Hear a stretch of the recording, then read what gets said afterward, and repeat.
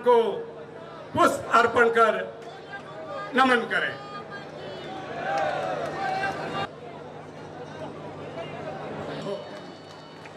भजनलाल शर्मा, भजनलाल शर्मा, भजनलाल शर्मा। मैं निवेदन करूंगा आदरणीय भजनलाल जी शर्मा, हम सबके सिरमौर, पूरे राजस्थान के सिरमौर, उनसे निवेदन करूंगा पधारें और हमें आशीर्वचन प्रदान करें। आदरणीय भजनलाल जी शर्मा।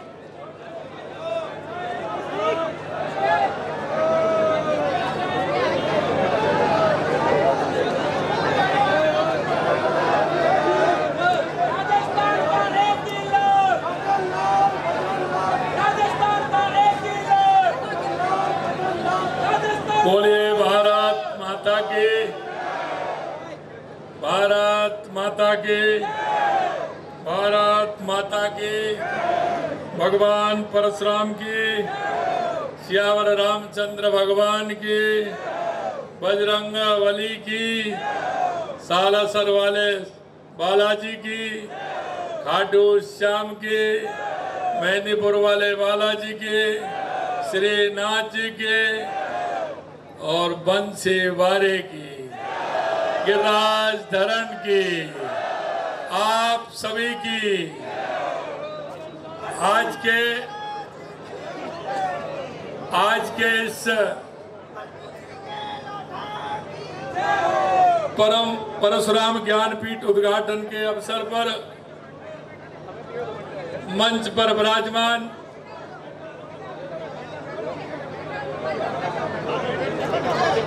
कैबिनेट में मेरे साथी,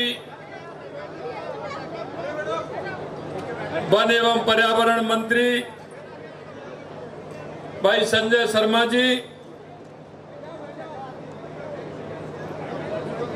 हमारी पार्टी के पूर्व प्रदेश अध्यक्ष और राज्य वित्त आयोग के अध्यक्ष सम्मानीय डॉक्टर अरुण चतुर्वेदी जी, वरिष्ठ नेता रायपुर छत्तीसगढ़ से लगातार विधायक रहे भाई सत्यनारायण शर्मा जी, विप्र फाउंडेशन के अध्यक्ष राधेश्याम शर्मा जी, विप्र फाउंडेशन के समन्वयक जिनको भी आप सुन रहे थे भाई सुशील ओझा जी, पूर्व सांसद रामचरण बोहरा जी, विधायक गोपाल शर्मा जी, जेठानंद जी व्यास साहब विधायक, विधायक ताराचंद सारस्वत जी, विधायक बाल मुकुंदाचार्य जी, हमारी पार्टी के उपाध्यक्ष भाई मुकेश दादी जी, पूर्व राष्ट्रीय अध्यक्ष बनवारी लाल सोती जी, परशुराम विकास मंडल महाराष्ट्र के कैप्टन आशीष दामोले जी, पूर्व अध्यक्ष महावीर प्रसाद शर्मा जी, वरिष्ठ नेता हरियाणा जितेंद्र भारद्वाज जी,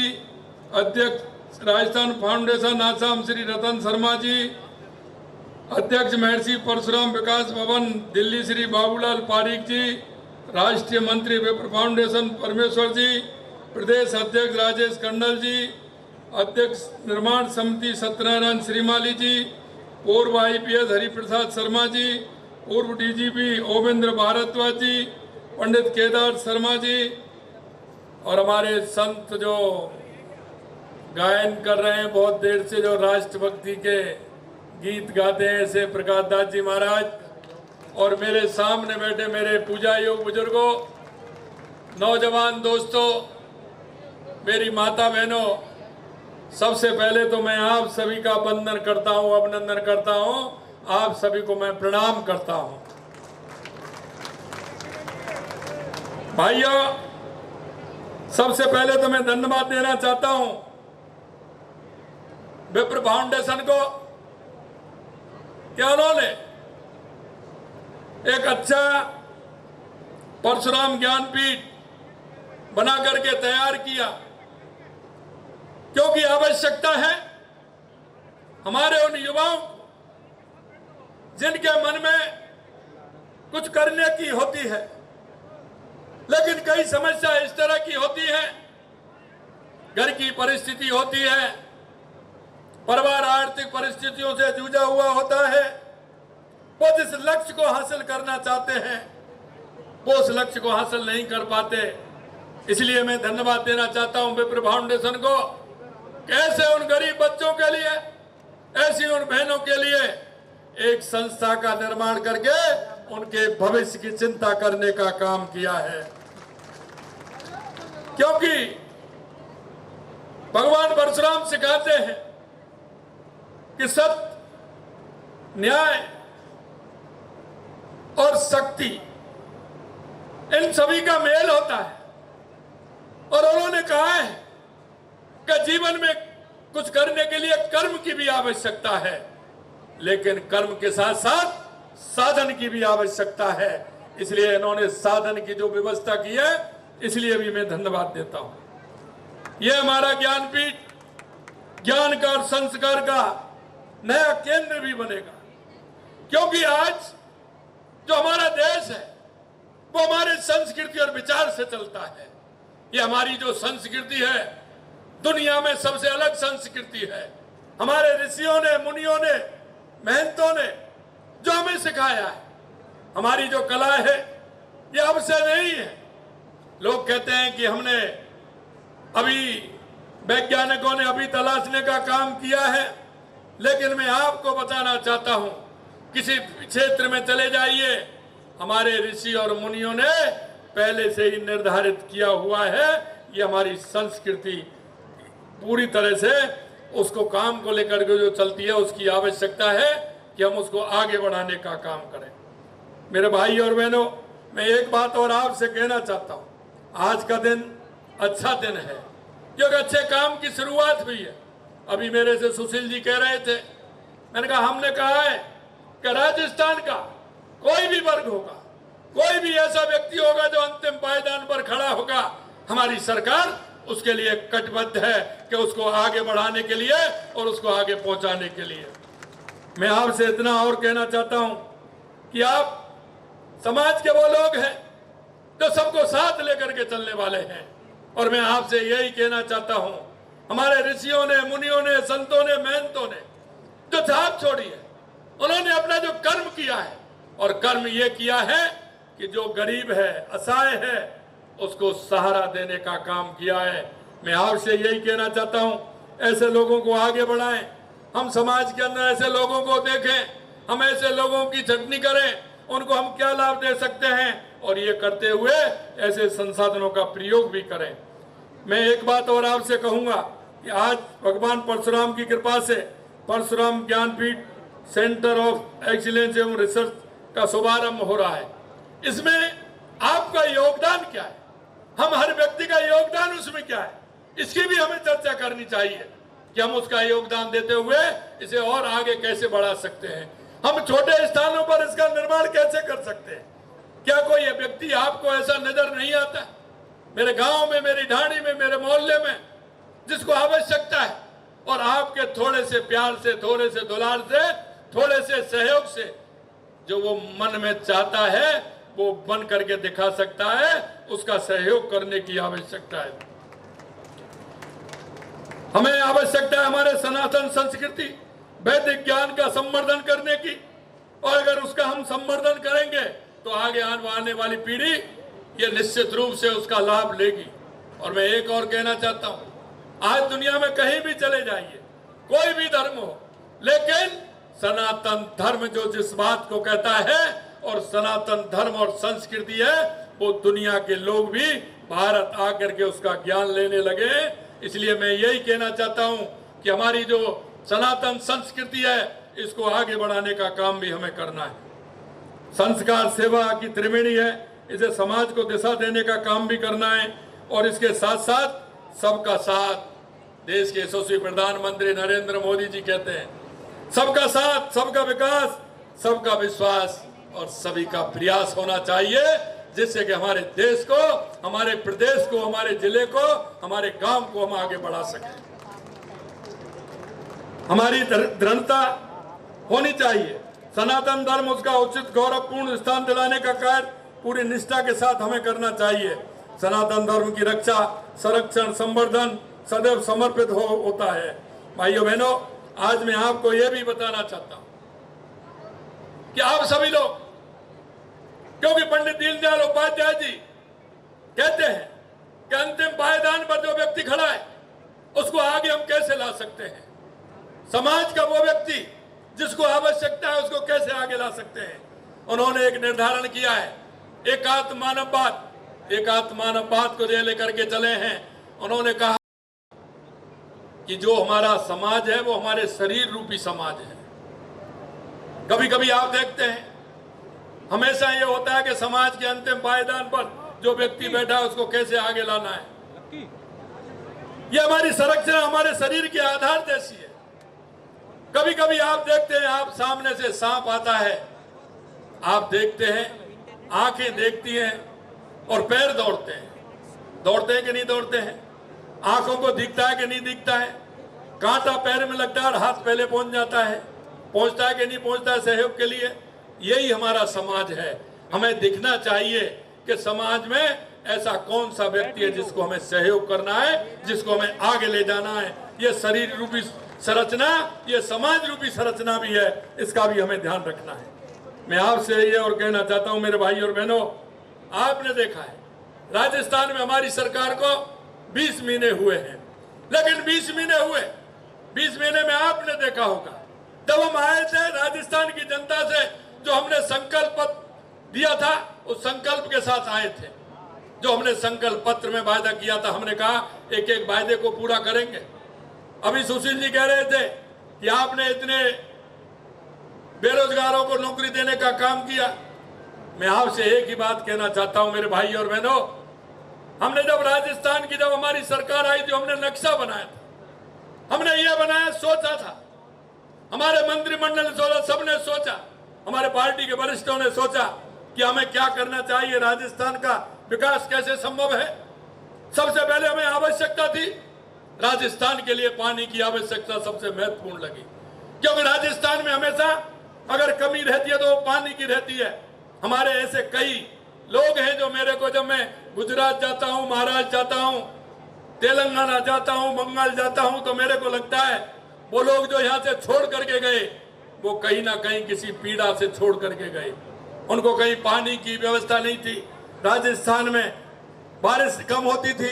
हमने कहा सबसे पहले हम पानी के क्षेत्र में काम करेंगे, और आपने देखा लगातार हमारी ERCP की योजना हो, हमारा यमुना समझौता हो, चाहे हमारा इंदिरा गांधी गंगा नहर के लिए हमने 4,500 करोड़ रुपए दिए हो, चाहे हमारी देवास स्कीम है, उदयपुर की जो आधा पानी हमारा अरब सागर की तरफ जाता था, आधा पानी हमारा हिंद महासागर की तरफ आता था, आधा काम आ जाता था, आधा काम नहीं आता था। उसमें भी हमने काम प्रारंभ किया, टनल और एनीकट बना करके उस पानी को भी लेने का हम काम कर रहे हैं।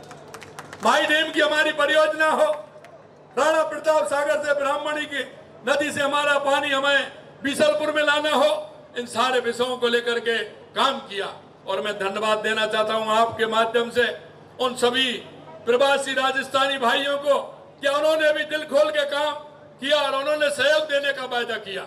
उन्होंने कहा राजस्थान के 40,000 गाँव हैं, 40,000 गाँव में हम वाटर हार्वेस्टिंग के ट्यूबवेल लगाएंगे जिससे पानी वेस्ट नहीं जाए। और उन्होंने मेरे भाई और बहनों 40,000 गाँव में पूरा वाटर ट्यूबवेल लगाने की बात कही है। 1.5 लाख से ऊपर वो लगाने वाले हैं।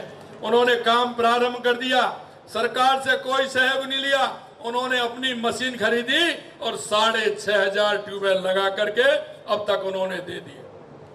यह उन भाइयों का है जो कर्म भूमि से अपनी मातृभूमि के अंदर काम कर रहे हैं। जब भी मैं जाता हूं कहीं देश के विभिन्न प्रदेशों में जाता हूं तो वो मिलते हैं। कई देशों में जाने का भी मौका मिला है तो वहां भी हमारे प्रवासी भाई मिलते हैं और वे मन खोल करके कहते हैं कि हम राजस्थान के अंदर काम करना चाहते हैं। दूसरा हमारा काम था बिजली के लिए, लगातार हमने बिजली के लिए प्रयास किया है। और मैं आपसे कहना चाहता हूं, मैंने कहा है किसान भाइयों को कि 2027 तक हम दिन में बिजली देने का काम करेंगे। और आज भी आपके साथ वादा करता हूं किसान हमारा अन्नदाता नहीं, बिजली दाता भी बनेगा। हमारा प्रदेश बिजली खरीदने वाला नहीं, बिजली बेचने वाला प्रदेश बनेगा। ये मैं आपको विश्वास दिलाता हूं। लगातार हमारे काम हो रहे हैं। देश के यशस्वी प्रधानमंत्री नरेंद्र मोदी जी के नेतृत्व में जिस काम के लिए हम कहते हैं, राजस्थान के लिए निश्चित रूप से वो तैयार रहते हैं। हर काम के लिए वो तैयार रहते हैं और कहते हैं कि करिए आप, और लगातार हम काम कर रहे हैं। एक बात और मैं आपसे कहना चाहता हूं, अगर हम उद्योग के क्षेत्र में बात करें, मेरे से कहा था मेरे साथियों ने, कई लोगों ने कहा, अधिकारियों ने भी कहा कि आप पहले साल में राजस्थान कर रहे हैं। लोग तो सरकार के अंतिम साल में करते थे। मैंने कहा हमारी काम करने की इच्छा है, इसलिए पहली साल कर रहे हैं। और आपने देखा 35 लाख करोड़ रुपए के एमओयू हमारे हुए हैं। 3 लाख करोड़ रुपए से ऊपर के नीचे आ गए, जब धरती पर आ गए, जमीन पर आ गए। आने वाले इसी महीने में और आ जाएंगे। माननीय प्रधानमंत्री जी इस महीने आने वाले हैं, उसमें स्पष्ट हो जाएगा कि अब तक हमने कितने कर दिए, वो भी उसमें आ जाएंगे, जिससे हमारे युवाओं को रोजगार मिले। तीसरा, हमने कहा था कि हम हमारे युवाओं को 5 साल में 4 लाख नौकरी देंगे। मेरे भाई और बहनों, मैं कहना चाहता हूं आपसे, आपने देख लिया, क्योंकि पिछला बजट हमारा जुलाई के अंदर आया था और यह घोषणा मैंने जुलाई में की थी कि इस साल 1 लाख नौकरी देंगे। अब भाई अगस्त चल रहा है, सितंबर आया है, सितंबर प्रारंभ हुआ है, 75,000 दे दी। इस महीने और आ जाएंगे, चिंता मत करिए। हमने कहा 1 साल में 1 लाख, तो 1 लाख देने का वायदा किया, 1 लाख नौकरी देंगे। मैं आपसे ये भी कहना चाहता हूं मेरे भाई और बहनों, हमने कहा कि 5 साल में 4 लाख नौकरी देंगे तो देंगे। इसमें कोई हिचक करने की आवश्यकता इसलिए नहीं है क्योंकि मैं मेरे युवा भाई बहनों से कहता हूं, आप आगे आइए, पढ़िए, मेहनत करिए। हमने जो वायदा किया उसको पूरा करेंगे। मेरे भाई और बहनों, मैं इतना भी आपसे कहूंगा कि हमने ये भी कहा था युवाओं से, क्योंकि पहले 5 वर्ष में पेपर लीक होते थे। पिता कहता था बेटे से कि मेरे को क्या फायदा है, आपका नंबर नहीं आता है। पिता कहता था बेटे से, और बेटा कहता था, उसको विश्वास दिलाता था, पिताजी चिंता मत करिए, अब की बार और पढ़ा दीजिए, अब की बार और पढ़ा दीजिए, मैं नंबर लेकर के आऊंगा। पिताजी भी विश्वास करते थे और बेटा भी विश्वास दिलाता था। लेकिन जब पेपर रिजल्ट आता था तो पेपर लीक हो जाता था। पिता भी रोते थे और पुत्र भी रोता था कि मैंने इतनी मेहनत की, मेरा नंबर नहीं आया। मैं आपको विश्वास दिलाता हूं, जो कहा है कि एक भी पेपर लीक नहीं होगा, और जो पेपर लीक से जो दंश झेला है युवाओं ने, उसको किसी भी कीमत पर बख्शा नहीं जाएगा। ये हमने कहा है और ये करके भी हम दिखाएंगे। मेरे भाई और बहनों, मैं आपसे इतना ही कहना चाहता हूं, आप सभी अपने अपने क्षेत्र में बहुत अच्छा काम करते हैं। समाज आप पर भरोसा करता है और भरोसा करता है, आप नेतृत्व करते हैं। मैं आपसे इतना ही कहना चाहता हूं कि जो हमारे सामाजिक सरोकार के कार्य हैं उनको आप करिए। देश के यशस्वी प्रधानमंत्री नरेंद्र मोदी जी के नेतृत्व में हम राजनीति के कार्य भी करते हैं, लेकिन सामाजिक कार्यों की प्रायोरिटी भी हमारी है। आपने देखा था जब देश के यशस्वी प्रधानमंत्री नरेंद्र मोदी जी ने स्वच्छता का विजन लाल किले से उठाया था, तो कई लोग हंसते थे, ये क्या कार्यक्रम लिया है।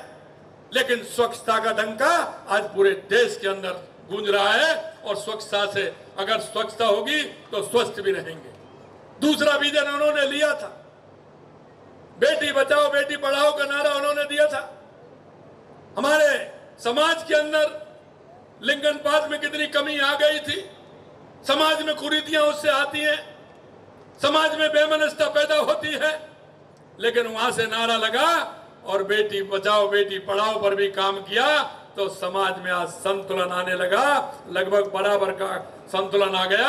ये देश के यशस्वी प्रधानमंत्री नरेंद्र मोदी जी ने किया। एक बात जरूर मैं आपसे और कहना चाहूंगा, वो हमें आप भी मिसाल बनना है। उन्हें पर्यावरण के क्षेत्र में एक पेड़ मां के नाम ये अभियान चलाया। आज हम कह सकते हैं हमारे वन मंत्री जी बैठे हैं, पिछली बार हमने 7 करोड़ पौधे लगाने का लक्ष्य लिया था, हमने 7 करोड़ 55 लाख पौधे लगाए थे और इस बार हमने 10 करोड़ पौधे लगाने का संकल्प लिया। हम 11 करोड़ पौधे से 11 करोड़ 25 लाख पौधे हमने लगाए हैं, क्योंकि हम पर्यावरण का ध्यान रखते हैं। यह आवश्यक है, यह आवश्यक है पर्यावरण, इसके लिए भी लगातार काम कर रहे हैं। और आपसे भी मेरे भाई और बहनों में कहना चाहता हूं कि एक पेड़ मां के नाम अवश्य लगाएं। हम सबके जीवन में मां का बहुत बड़ा महत्व है। जो माता का महत्व समझते हैं, निश्चित रूप से एक पेड़ मां के नाम लगाएंगे।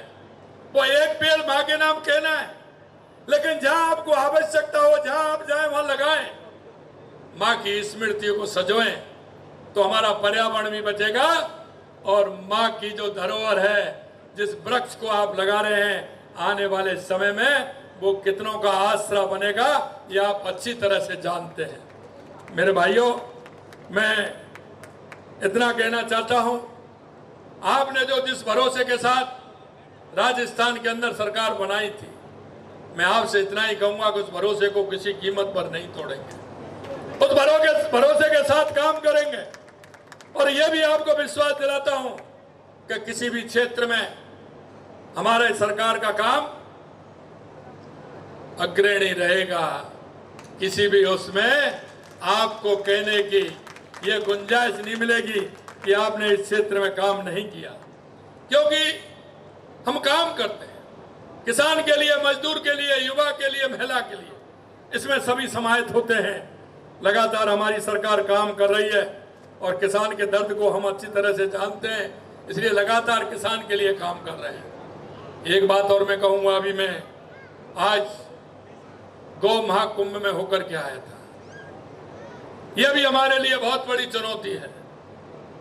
मेरे भाइयों, आपने देखा होगा हमारी माता बहनें बैठी हैं, सबसे पहले अगर घर में पहली रोटी बनती थी तो वो मेरी गाय माता के लिए बनती थी। पहली रोटी बनती थी, गाय माता के लिए बनती थी, लेकिन अब धीरे धीरे वो छूट रहा है। मैं आपसे कहना चाहता हूं, पहले तो रोटी बनती थी, लेकिन कहीं ना कहीं किसी गाय को पालने का, गौशाला में सहयोग करने का काम हम सबको, आपको करना चाहिए। हमारी सरकार लगातार काम कर रही है। आपने देखा हो गौशालाओं के लिए, जब हमसे कहा कि आपको गौशालाओं के लिए अनुदान बढ़ाना है, हमने 34 रुपए से सीधा 50 रुपए किया, जिससे हमारी गौशाला में हमारी गांव का ठीक प्रकार से उनका पेट भर सके। बच्चे के लिए जो 17 रुपए था, उसको करके हमने 25 रुपए किया, जिससे उसके बच्चे का भी पेट भर सके। मैं आपसे इन सामाजिक सरोकार के जो हमारे काम हैं, इनको करने के लिए आपको आग्रह करता हूं, और वो इसलिए कर रहा हूं कि आप जो करते हैं लोग आपको देखते हैं, और जब लोग देखते हैं तो उनका मन मानस बदलता है, वो भी करते हैं। इसलिए आपसे आह्वान करना चाहता हूं। अंत में एक बात मैं कहूंगा आपसे, कभी कभी दिए तले अंधेरा होता है, और दिए तले अंधेरा यह होता है कि हमारी आवश्यकताओं के कारण भागम भाग की जिंदगी में हम कुछ देख नहीं पाते। लेकिन एक बात जरूर आपको देखनी होगी, जो मैंने कहा कि आपके गांव में, आपके पड़ोस में, आपके मोहल्ले में, आपके अपार्टमेंट में कोई भी ऐसा व्यक्ति रहता है जिसको आवश्यकता है केंद्र और राज्य की सरकार की स्कीम की, तो उसको लाभ दिलाना है। कहां मेरी बूढ़ी मां बिना दवाई के परेशान हो रही है, कहां मेरी वो दिव्यांग बहन जिसको आवश्यकता है काम की, कहां मेरा ऐसा बेरोजगार भाई जो पढ़ लिख करके बैठा है। क्योंकि हम ये भी कहते हैं कि स्किल डेवलपमेंट के माध्यम से, विश्वकर्मा योजना के माध्यम से हम निजी क्षेत्र में नौकरी देने का काम करेंगे। हमने कई योजनाएं इस तरह की निकाली हैं, क्योंकि प्रधानमंत्री स्वनिधि योजना, मुख्यमंत्री स्वनिधि योजना, इनके माध्यम से उसका कैसे सहारा बने, हम अगर उनको देखेंगे और उनका कोई भी योजना से उसको जोड़ने का काम करेंगे तो जीवन भर वो आपके गुण गाएगा। लेकिन हमें क्या होता है कि हम, पहली जो हमारी संस्कृति थी, आपने देखा था परिवार में 4 भाई, 5 भाई, 6 भाई होते थे, उन भाइयों में कोई भी कमजोर भी होता था, लेकिन वो भाई आराम से चल जाता था, क्यों सामूहिक परिवार था, उसको किसी तरह की चिंता नहीं होती थी, 4 भाई उसका सहयोग करते थे। लेकिन अब आज के समय में कुछ बातें ऐसी हैं, मैं आपसे इतना ही कहना चाहता हूं, इतना ही इशारा देना चाहता हूं कि आज सिर्फ हमें हमारा परिवार, हम दो, हमारे दो दिखते हैं। अरे इससे बाहर निकलिए मेरे भाइयों, समाज के जो ऐसे कार्य हैं जिनमें हम सहयोग कर सकते हैं। अब ये ज्ञान केंद्र हमारा बना है, ये ऐसे ही थोड़ी बना है, ये आप जैसे लोगों के सहयोग से ही बना है। हम इस तरह के सहयोग करें, सहयोग करते हुए हम समाज के अंतिम पायदान में खड़े हुए व्यक्ति को आगे लाने का काम करें, उनको सहयोग करके हम उनके ऊंचा उठाने का काम करें। केंद्र और राज्य सरकार की योजनाओं का उनको लाभ कैसे मिले, इसे हम लेकर के जाएं, ताकि क्योंकि आने वाले समय में चुनौतियां हैं। चुनौतियां ये हैं कि दुनिया के अंदर भारत अर्थव्यवस्था में 12वें पायदान पे था, 11वें पायदान पर आया, पहले फिर 5वें पायदान पर आया देश के यशस्वी प्रधानमंत्री नरेंद्र मोदी जी के नेतृत्व में, और अब 14वें पायदान पर आ गया और तीसरे पायदान पर आने के लिए बिल्कुल पूरी तरह से तैयार है। हमने दुनिया में भी डंका बजाना है। मैं विशेषकर युवाओं से कहता हूं, स्वामी विवेकानंद जी ने कहा था, उठो जागो और इस देश दुनिया पर छा जाओ, और 21वीं सदी भारत की होगी। उस नरेंद्र ने कहा था, इस नरेंद्र ने करके दिखाया है। और आपके माध्यम से मैं इतना भी कहना चाहता हूं, आप सब लोगों का सहयोग रहेगा, आपका समर्पण रहेगा, तो आने वाले समय में राजस्थान भी विकसित होगा, भारत भी विकसित होगा, हमारा जिला भी विकसित होगा, हमारा गांव भी विकसित होगा, और हमारा दुनिया में डंका बजाने का काम देश के यशस्वी प्रधानमंत्री नरेंद्र मोदी जी करेंगे।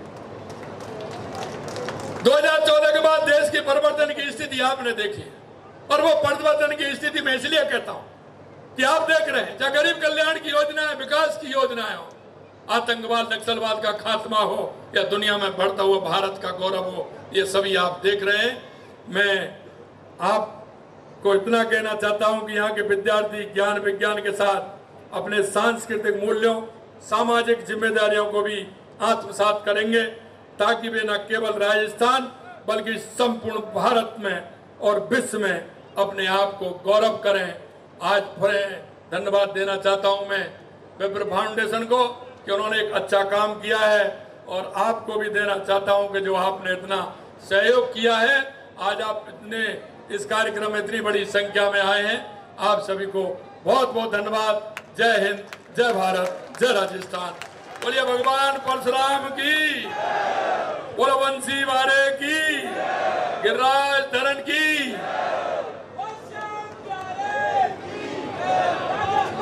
उनका धन्यवाद ज्ञापित करें राजेश जी टंडन। परशुराम जी के श्री चरणों में प्रणाम करता हूं। गोविंद की इस नगरी में आपका अभिनंदन करता हूं, स्वागत करता हूं। माननीय राजस्थान के माननीय मुख्यमंत्री भजन लाल जी वैद साहब का और सम्मानित मंच का आभार व्यक्त करता हूं। आप सब लोग इतनी दूर से पधारे, मैं आभार व्यक्त करता हूं विप्र फाउंडेशन की राष्ट्रीय टीम का भी। मैं बताना चाहूँगा कि 2020 में जब इस भूमि के पर शिलान्यास किया गया था, तो मैं सहपत्नी इसमें बैठा था, और सहपत्नी मैंने इसका शिलान्यास की पूजन की थी। और आज ये आप लोगों की वजह से, विप्र फाउंडेशन की वजह से, और हमारे राष्ट्रीय समन्वयक श्री सुशील ओझा जी की वजह से ये संभव हो पाया है कि मेरे कार्यकाल में ही इस भवन की नींव रखी गई, और मेरे कार्यकाल में ही इस भवन का निर्माण हुआ, और यशस्वी मुख्यमंत्री जी के कर कमलों से इसका भव्य उद्घाटन समारोह आज आपके सामने हुआ है। मैं पुनः आप सभी लोगों को जो बहुत दूर दूर से पधारे हैं उनका अभिनंदन करता हूं, धन्यवाद ज्ञापित करता हूं। भारत माता की।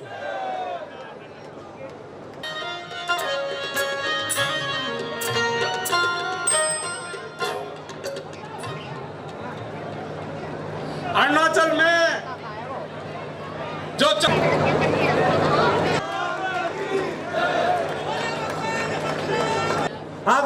सुशील जी ओझा एक ऐसा व्यक्तित्व है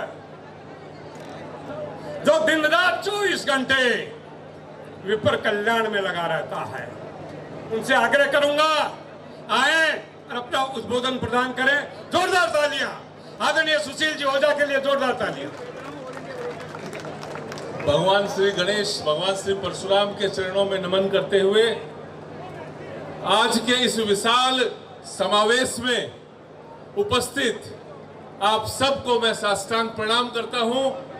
प्रणाम करता हूं उस शख्सियत को जिन्होंने अपना पूरा जीवन मां भारती के सेवा के लिए एक समर्पण के साथ, निष्ठा के साथ, दृढ़ता के साथ, निस्दाग, निष्पाप, सरल हृदय से जिस व्यक्ति ने मां भारती की सेवा की, एक सरपंच से लेकर इस व्यक्ति ने अपना राजनीतिक जीवन शुरू किया और आज आपके और हमारे करोड़ों लोगों के जनप्रिय, लोकप्रिय, यशस्वी मुख्यमंत्री श्री भजन लाल जी शर्मा जो यहाँ मंच पर उपस्थित हैं, आज सुबह से जिस प्रकार का वातावरण, एक बार मैं चाहूंगा कि भगवान परशुराम का जयकारा और गिरिराज महाराज का जयकारा जोरदार करतल ध्वनि से होना चाहिए।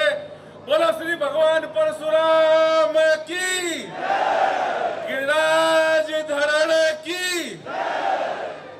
मैं अभी मुख्यमंत्री जी से कह रहा था कि ये जो हजारों की संख्या में लोग आए हुए हैं, हमारे लिए सबसे बड़ी दिक्कत ये हो रही है कि इनमें से 80% लोग वो हैं जो हमें ये फोन कह रहे हैं, फोन कर रहे हैं कि हम भजन लाल जी के व्यक्तिगत पहचान वाले हैं, आप हमको पीछे मत बैठाइए, आप हमको आगे जाने दीजिए, मेरा उनसे सीधी बातचीत है।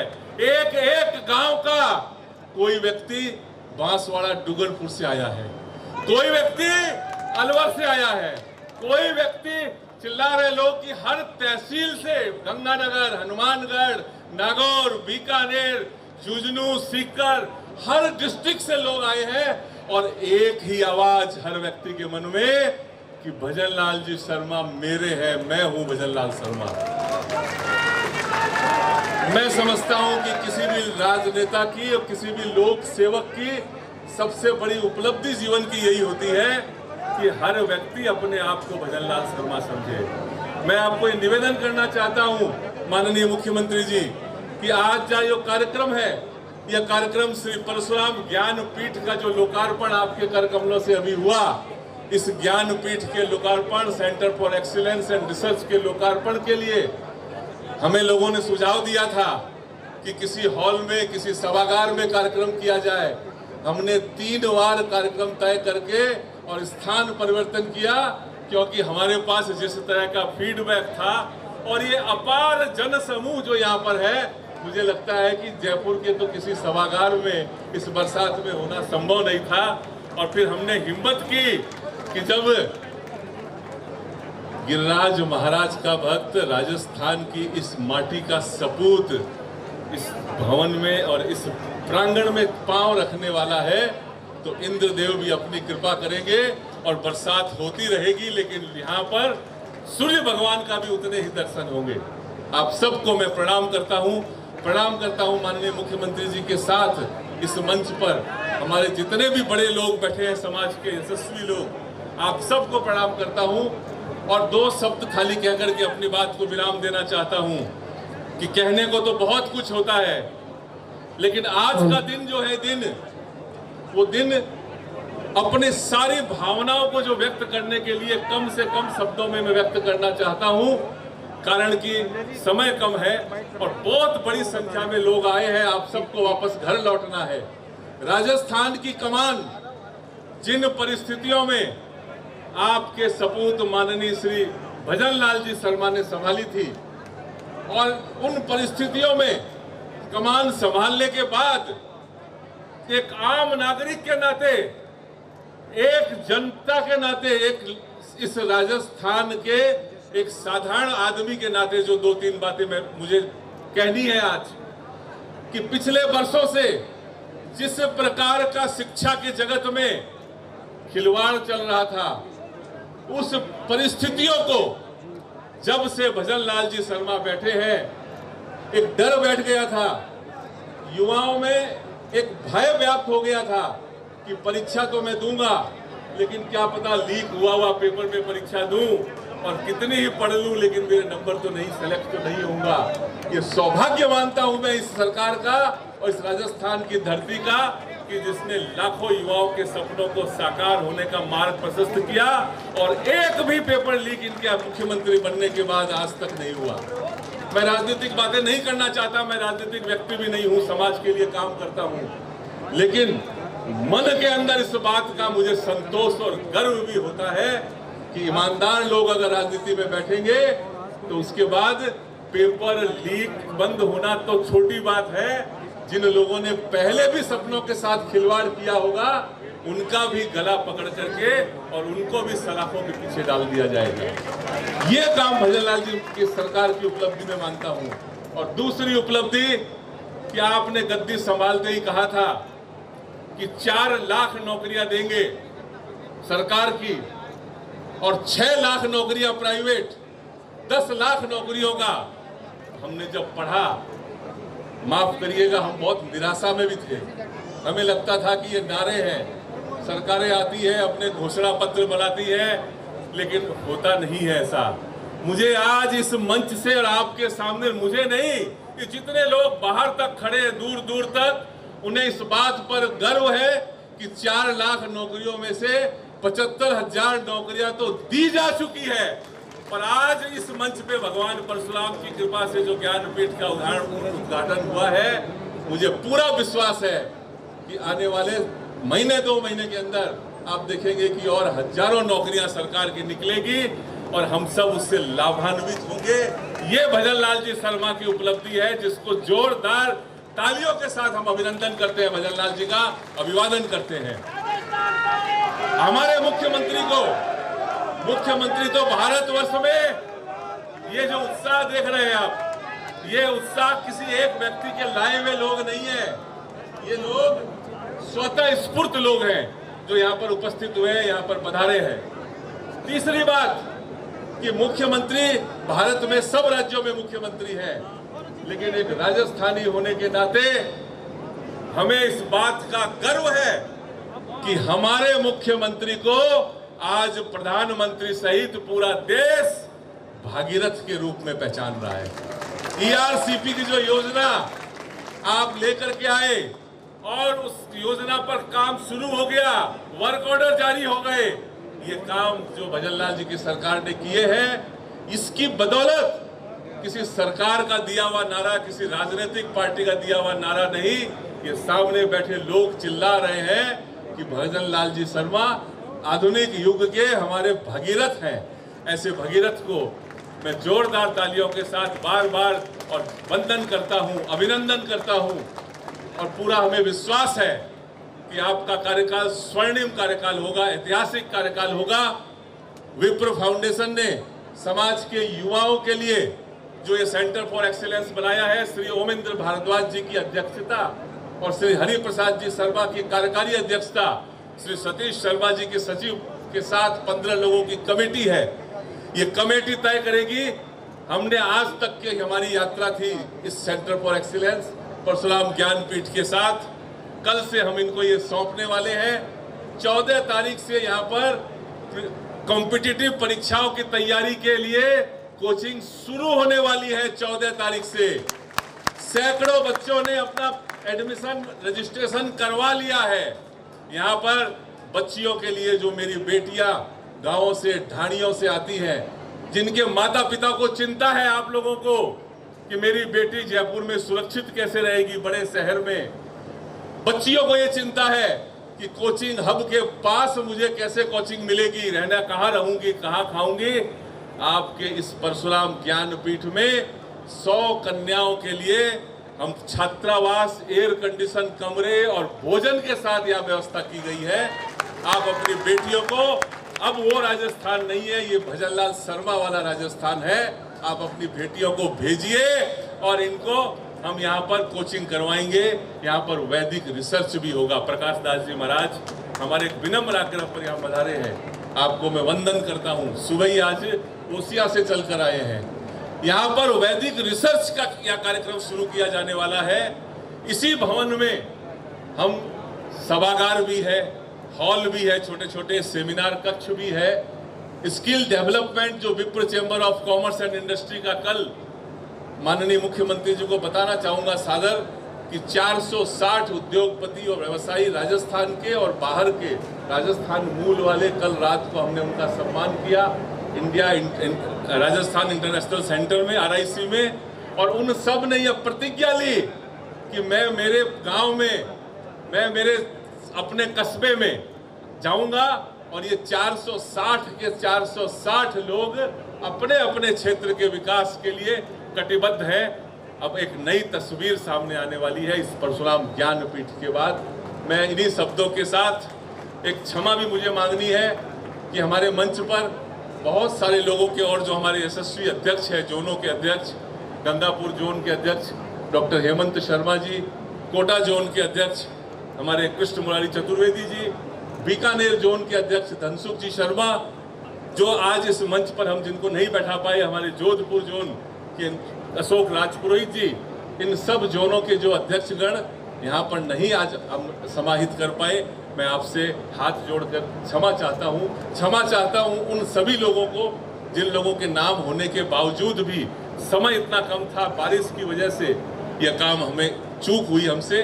लेकिन एक बात मैं कहना चाहता हूँ आप सबसे कि आज का यह जो कार्यक्रम है, ये उद्घाटन समारोह, ये कोई साधारण कार्यक्रम नहीं है। इस कार्यक्रम में हजारों की संख्या में आप सब यहाँ जो उपस्थित हैं और माननीय मुख्यमंत्री जी के हाथों शिक्षा के लिए, संस्कार के लिए और स्वावलंबन के लिए जो एक नई ज्योत जगी है, ये ज्योत प्रदेश के न सिर्फ ब्राह्मण समाज बल्कि सर्व समाज की योग्य प्रतिभाओं को आगे ले जाने में अपनी भूमिका निभाएगी।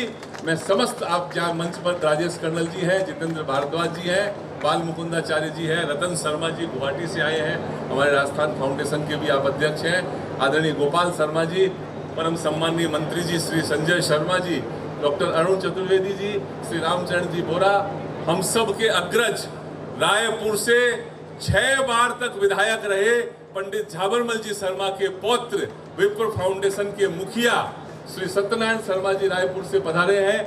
हमारे बीच ज्योतिषी डॉक्टर केदार शर्मा जी, विश्वविख्यात ज्योतिषी है, आप यहाँ मंच पर विराजमान है, ताराचंद जी सारस्वत है, जेठानंद जी व्यास है। और महाराष्ट्र सरकार ने परशुराम आर्थिक विकास महामंडल के नाम से एक आयोग बनाया है और उस आयोग को 300 करोड़ रुपए के साथ एक अध्यक्ष बनाया है राज्य मंत्री, वो हमारा भाई, हमारा युवा साथी आशीष दामोले जी भी यहाँ पर पधारे हैं। जोरदार तालियों से हम आशीष दामोले जी का स्वागत करते हैं, अभिनंदन करते हैं। और ये मुकेश दादी जी है, हरिप्रसाद जी, उमेंद्र भारद्वाज जी, जगदीश मिश्रा जी, पूनम जी भुवनेश्वर से, सत्यनारायण जी श्रीमाली, हम सब के अत्यंत श्रद्धा के केंद्र बनवारी लाल जी सोती, राधेश्याम जी राष्ट्रीय अध्यक्ष महोदय, महावीर जी, बाबूलाल जी, भुवनेश्वर शर्मा, सब लोगों को मैं इस मंच के माध्यम से इनके प्रति श्रद्धा व्यक्त करता हूं कि 15 करोड़ रुपए की लागत के साथ, परमेश्वर शर्मा जी भी है, अभी दिख नहीं रहे हैं, 15 करोड़ की लागत के साथ परशुराम ज्ञानपीठ भारत के पश्चिम में बना है। तो आपके इस विप्र फाउंडेशन ने ठीक इसके विपरीत भारत के पूर्व में परशुराम कुंड पर 54 फुट ऊंची परशुराम भगवान की मूर्ति की भी स्थापना कर दी है। और बहुत जल्दी जिसका शिलान्यास माननीय गृह मंत्री श्री अमित शाह जी ने किया था, परशुराम ज्ञानपीठ का उद्घाटन श्री भजनलाल जी शर्मा ने आज किया है। और उस मूर्ति का उद्घाटन भी इन्हीं तरह का एक देश के ओजस्वी तेजस्वी सूर्य के हाथों से उद्घाटन इसी वर्ष हम कराएंगे। इन्हीं शब्दों के साथ फिर से मुख्यमंत्री जी को धन्यवाद देते हुए अपनी वाणी को विराम देता हूं। और एक बार तालियां उतनी देर तक बजती रहनी चाहिए जितनी देर तक कि हम भजनलाल जी के प्रति जो श्रद्धा लेकर आए हैं उसका उद्गार और उसका व्यक्त न हो। धन्यवाद।